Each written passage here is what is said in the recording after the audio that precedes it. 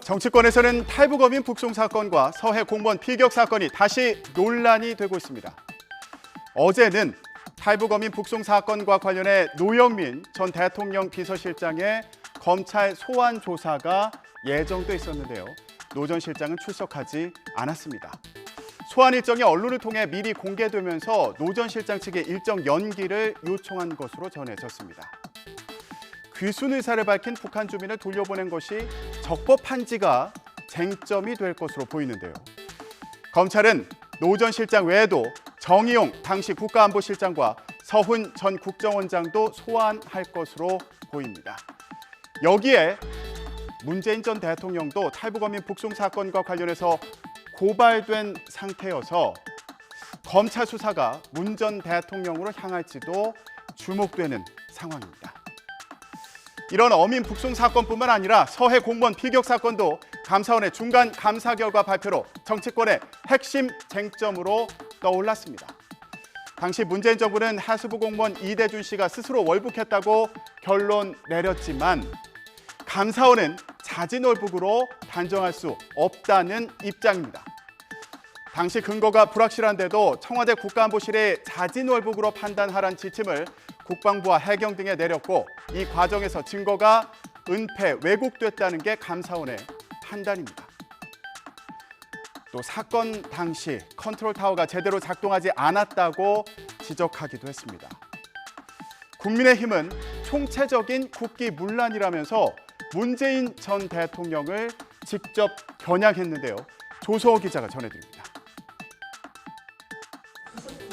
자진월북 결론을 총체적인 국기문란이라고 질타하면서 고 이대준 씨 실종 보고를 받은 뒤 문 전 대통령의 3시간 행적을 검찰이 소상히 밝혀야 한다고 촉구했습니다. 국민이 북한군에 의해 사살되고 시신이 불에 태워지는 3시간 동안 대통령은 보이지 않았습니다. 청와대도 국방부도 해경도 구조를 위한 어떤 노력도 하지 않았습니다. 감사원장을 지낸 최재형 의원까지 나서 감사원의 수사 요청에 감사위원회의 의결은 필요 없다며 힘을 보탰고 권성동 의원도 가짜 평화를 위해 국민을 제물로 바친 정권 차원의 대규모 조작 게이트라고 비판했습니다. 북한의 무력 도발이 잇따르는 상황에서 이른바 월북몰이 최종 책임자로 문 전 대통령을 지목해 대립각을 가파르게 세우려는 의도로 풀이됩니다. 감사원은 앞서 문재인 전 대통령에게 서면 조사를 요청하면서 논란이 됐지만 검찰 수사 요청 대상에서는 제외했습니다. 자, 이제 공을 넘겨받은 검찰이 어떤 판단을 내릴지 주목되는데요. 표적 감사라면서 반발하는 민주당은 감사원 국정조사와 또 최재해 감사원장 고발을 검토하고 감사 개시 절차와 위반 시에 벌칙을 강화하는 감사원법 개정안 등으로 맞설 것으로 보입니다. 조소호 기자 리포트 이어서 보시겠습니다.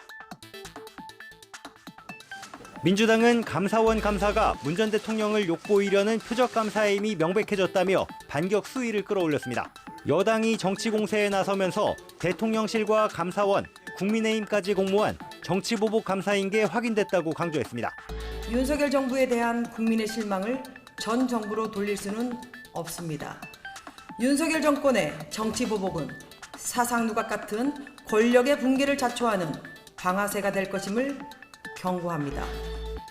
민주당은 감사 개시 절차와 범위를 명확히 하는 감사원법 개정 추진과 함께 감사원 개혁을 위한 여론전을 강화할 방침입니다. 정치권은 이번 주 국정감사에서 격돌할 것으로 보입니다. 특히 내일 법사위에서는 검찰을 대상으로 국정감사가 진행되는데요. 문재인 정부를 향한 사정정국을 둘러싸고 치열한 공방이 예상됩니다.